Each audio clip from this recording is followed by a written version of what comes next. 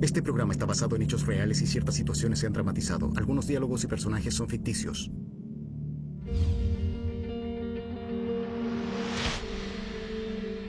Mi vida la viví en dos mundos.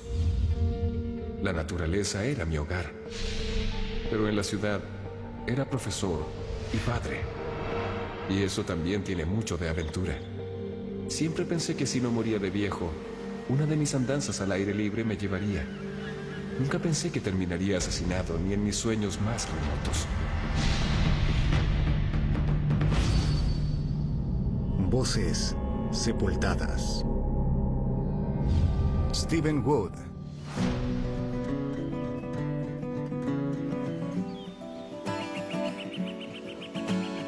Como profesor de secundaria, me gustaba enseñarles a mis estudiantes acerca de la naturaleza y los espacios abiertos. Quería que aprendieran sobre los ritmos del planeta, la cálida luz del sol y el extraordinario cielo del sur de California allá en lo alto.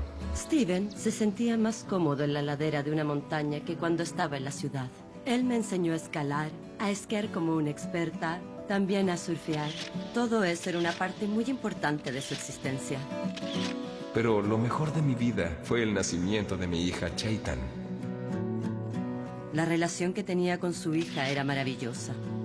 Hacíamos vida al aire libre y él improvisaba columpios enormes para balancearnos y mi mamá se ponía muy nerviosa. Conseguí trabajo como profesor. Mis aventuras al aire libre encontraron un nuevo hogar en la sala de clases. Siempre fue bueno enseñando. Siempre fue bueno cuando se trataba de ayudar a alguien. Creo que influyó en la vida de muchas personas. Una de las cosas que más le gustaba de la enseñanza era la relación cercana que establecía con cada estudiante. Mis amigos se sentían celosos, porque él era el tipo de papá que sabía cómo relacionarse conmigo, jugar como un niño, y eso sus padres no lo hacían. Nunca tuve problemas para comunicarme con los niños. Lo realmente difícil de aceptar eran las duras realidades de la adultez. Vio una cara de la humanidad que realmente le causaba molestia. Para él era muy difícil entender por qué las personas no hacían lo correcto. El 1 de junio de 1993 yo traté de hacer lo correcto. Pero hay gente allá afuera que no juega con las mismas reglas. Yo estaba en San Diego visitando a algunos amigos. Me llamó temprano y habló conmigo y con Chaitan. Era un periodo de mucho trabajo en la escuela. Así es que me quedé y dejé que mis chicas fueran a disfrutar la playa. Ese día le iban a dar un premio por su desempeño como profesor. Y fue a la escuela para recibirlo. Y se iba a quedar hasta tarde revisando trabajos.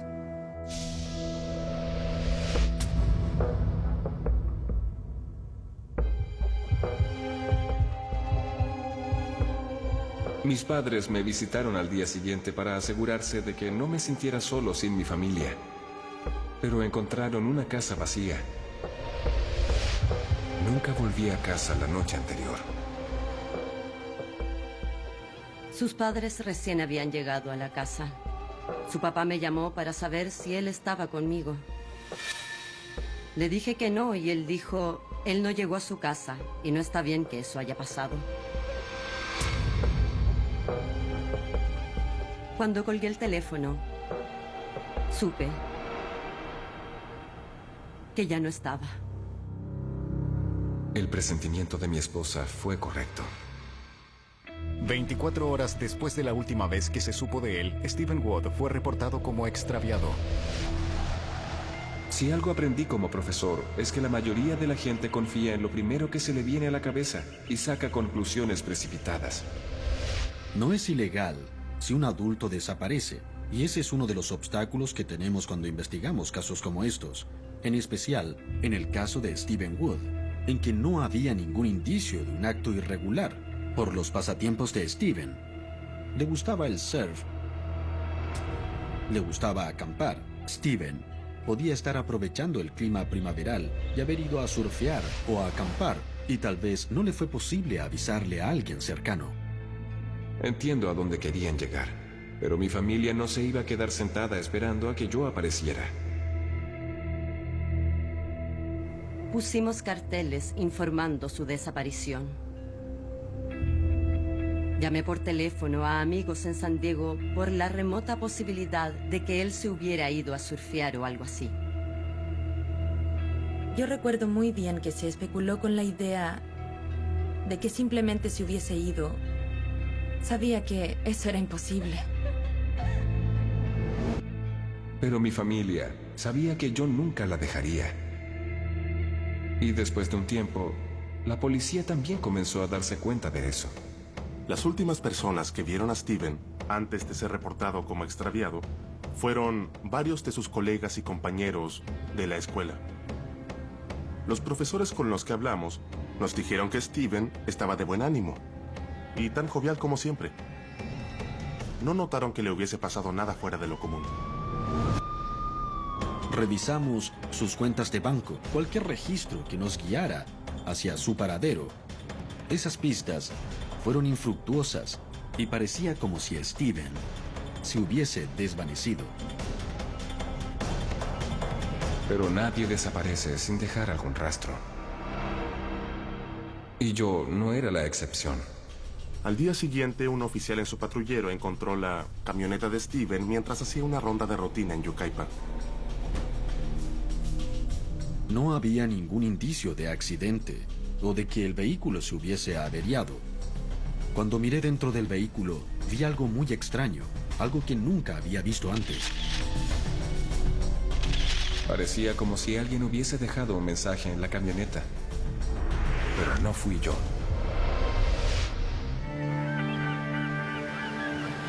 A menudo olvidamos el poder de la naturaleza, y aunque pueda ser destructiva, tiene sus motivos. Desafortunadamente, no siempre se puede decir lo mismo de la humanidad. 2 días después de que se vio a Steven por última vez, se encontró su camioneta abandonada. La camioneta fue encontrada en un área rural. Pero lo que horrorizó a todos fue lo que encontraron dentro de la camioneta. Un perro estaba sujeto al volante con cinta adhesiva y con un cigarrillo en su hocico. En todos mis años de trabajo nunca había visto algo así. 125 juicios, juicios por homicidio. Yo jamás fui testigo de algo así. El perro fue atropellado y alguien, tal vez el señor Wood, lo sujetó al volante. ¿Era alguna clase de mensaje que querían dejar para cualquiera que lo encontrara o para la policía? Y si ese era el caso, ¿cuál era el mensaje? Uno no puede culpar a la gente por dar rienda suelta a su imaginación después de ver a ese desafortunado perro. En los años 90 hubo una tendencia a practicar actividad satánica en algunas de nuestras zonas rurales del condado, pero se llevaban a cabo en lugares como cementerios. Nunca hubo evidencia o alguna prueba de que esos hechos estuviesen ocurriendo. Uno tiene que concentrarse en los hechos. La policía se demoró un poco en ignorar a ese perro muerto, pero cuando lo hicieron, notaron algo importante. Ciertas cosas que yo siempre mantenía en la camioneta ya no estaban. Descubrimos que una enorme cantidad de cosas personales de Steven, equipo de surfeo, equipo para acampar, se guardaban en la camioneta y ahora ese equipo ya no estaba. Algo malo estaba pasando y era obvio que Steven estaba en problemas.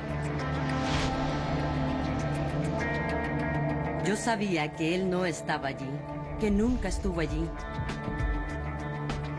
Él era un escalador y había una forma en que ataba las cuerdas y colocaba las cosas. Todas sus acciones siempre tenían un sentido. Él nunca hubiese dejado la camioneta así como la encontraron. La gente estaba empezando a darse cuenta de que algo horrible me había pasado. Y aunque yo sé cómo termina mi historia, recién se empezaba a aclarar para los demás. La búsqueda después de localizar el vehículo duró varias horas. Lo que hicimos fue utilizar caballos en un esfuerzo por localizar cualquier pista o ruta de viaje que hubiese tomado. No se encontró nada, no se encontró ninguna evidencia que nos ayudara a determinar qué pasó con Steven. En un intento por localizarlo, comenzamos a interrogar a cualquier persona que de alguna forma estuviese vinculada con Steven. Se investigaron los lugares que le gustaba frecuentar, el bosque del Parque Nacional Yosemite. Como apasionado del surf, era visitante frecuente de la playa. Se hicieron volantes y se enviaron por toda la nación, pero no se logró ninguna pista. Aunque esos fueron algunos de mis lugares favoritos en el mundo, el único lugar donde hubiese querido estar era en casa con mi hija. Sé que para Chaitan fue un tiempo difícil, porque ella evitaba pensar que su padre se hubiese ido, pero luego no quiso pensar en que nunca lo volvería a ver. Fue difícil porque todo el mundo quiere tener a su padre. Siempre lo extraño. Cuando una persona se extravía, uno siempre tiene la esperanza de encontrarla con vida. El departamento del sheriff no se rindió. Comenzaron a revisar diferentes pistas. Cientos de ellas y no sirvieron. Todos comenzaron a sentirse frustrados, pero si eres paciente, las cosas cambian.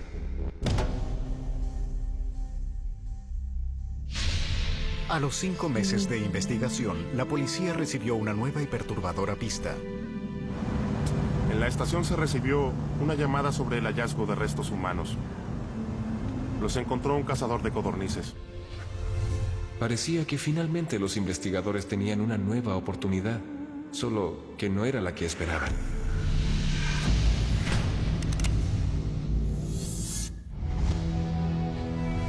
Conocía bien Yucaipa, en California.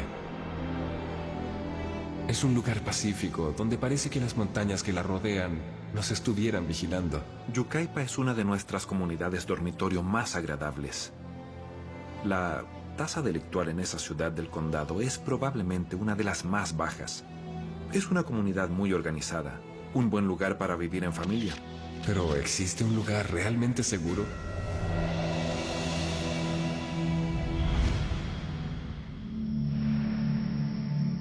Aproximadamente 5 meses después de que Steven Wood desapareciera, la oficina del sheriff del condado de Riverside recibió una llamada sobre un cuerpo encontrado en el cañón de San Timoteo. Las osamentas están esparcidas por el lecho del cañón. Las vestimentas encontradas en los huesos de las piernas indican que los restos pertenecen a un hombre adulto. La evidencia tiene un modo de hablar por sí misma. Estamos en el lugar y comenzaremos a Solo hay buscar que saber escucharla.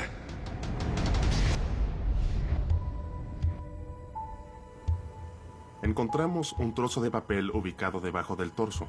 Decía: permiso de salida, Distrito Escolar Unificado Yucaipa, Calimesa. Mi primera impresión fue que era Steven Wood. Hicieron la comparación con los registros dentales y se confirmó que se trataba de Steven Wood. Más que cualquier otra cosa, quería decirle a mi familia que todo estaría bien. Pero ellas sabían que nada volvería a ser igual. Dar la noticia de que un ser amado ya no volverá nunca más a su hogar es tal vez una de las cosas más difíciles que alguien tenga que hacer. Fue como volverse loca. Colapsé y comencé a llorar, sin ningún control. Mi familia finalmente pudo llevarme a descansar. Realizaron mis funerales bajo el cielo azul y en medio de la naturaleza. Vinieron amigos de todas partes. Teníamos un altar que yo había decorado. Puse parte de su equipo de escalar y de las cosas que eran importantes para él. Y fue un momento hermoso, pero fue muy difícil también. Habían pasado 5 meses, y aunque sabía muy bien que todo había acabado, quedaba la pregunta de qué fue lo que pasó. Al menos mi familia ya sabía dónde había estado todo este tiempo. Pero los investigadores todavía necesitaban resolver cómo llegué ahí y por qué. Ahora se trataba de una investigación por homicidio. Esto cambiaba la idea. El concepto de que tal vez estuviese extraviado y tal vez vivo aún. Sin duda, era un homicidio. La autopsia determinó como posible causa de muerte una herida de bala en el omóplato izquierdo de Steven.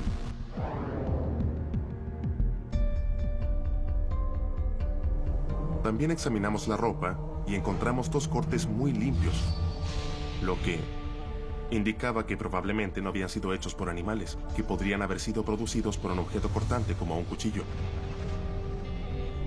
El hecho de que pasaran 4 meses antes de que se encontraran los restos de Steven hizo que el caso quedara como sin resolver. Teníamos que decidir por dónde empezar. Lo primero que hay que hacer en una situación así es volver atrás a los informes de personas desaparecidas y también a la camioneta. Mirar la evidencia que encontramos en el vehículo para ver si ignoramos algún detalle. Fue algo inesperado para cualquiera, pero hubo una persona que estaba a punto de informar desde dónde comenzar. Como profesor aprendí que, a fin de cuentas, los chicos solo quieren ser oídos, especialmente cuando sienten que tienen algo importante que decir. La investigación se había detenido como por 4 meses, cuando una patrulla durante una ronda de rutina encontró a una mujer fugitiva.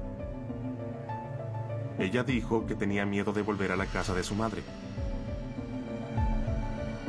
Le preguntó al ayudante del sheriff si sabía algo sobre el profesor de Yucaipa.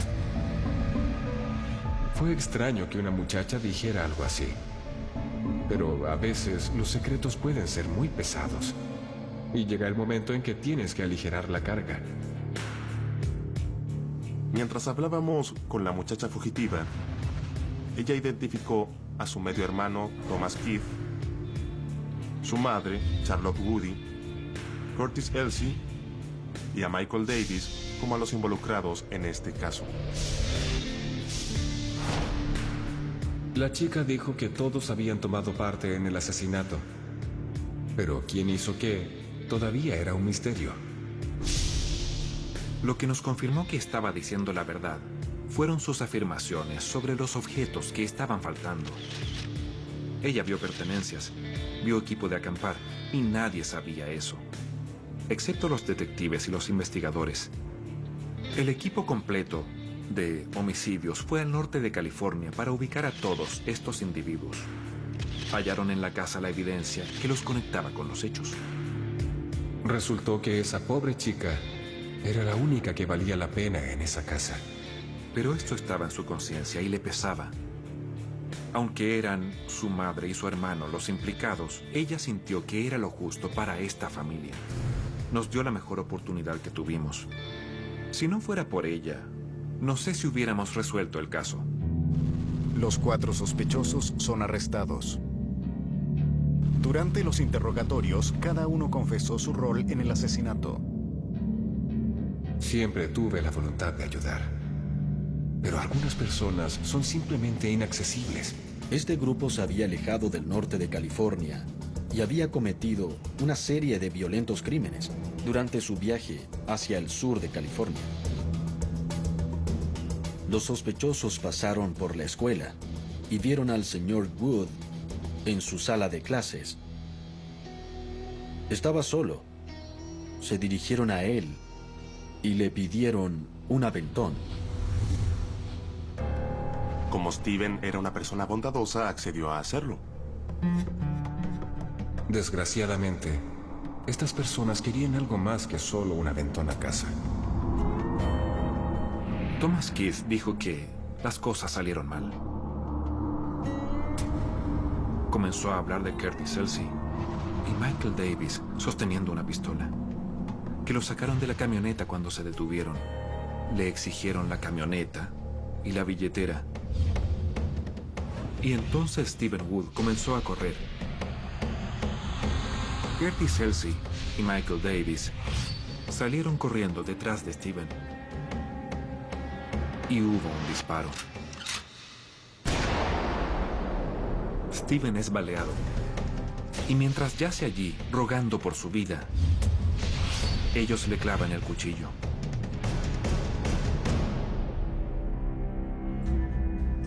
Charlotte Woody fue quien organizó cómo deshacerse de la evidencia. Ella decidió que sería divertido colocar a ese perro en la camioneta. Pensó que sería un obstáculo para los detectives, y de hecho yo diría que sí lo fue.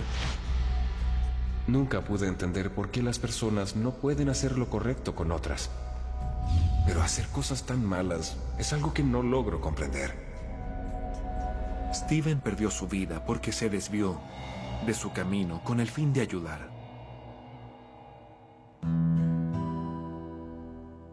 Estos jóvenes pueden haberme quitado la vida, pero sigo viviendo de otras formas.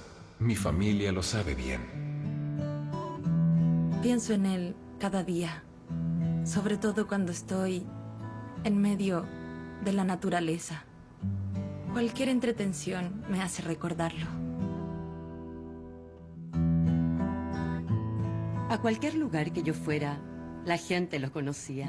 Parecía que hubiese vivido muchos más años de los que en verdad vivió. Sin duda él tuvo una vida plena.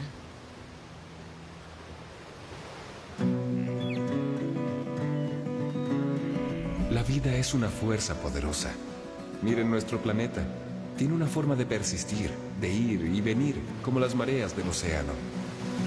Puedo no estar, pero sigo siendo parte de este mundo.